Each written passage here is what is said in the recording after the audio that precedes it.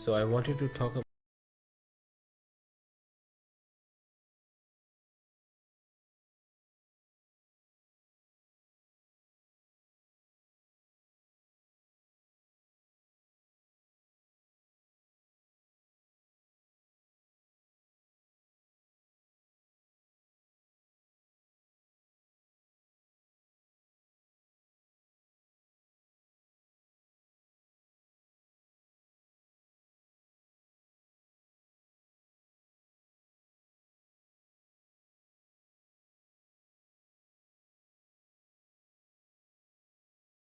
need to open the Mi Band app.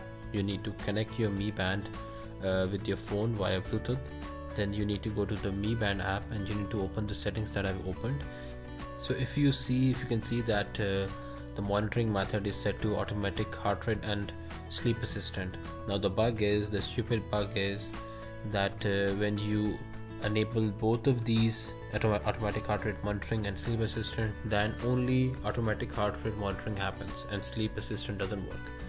So to get rid of this problem, all you need to do is that put it on automatic heart rate monitoring.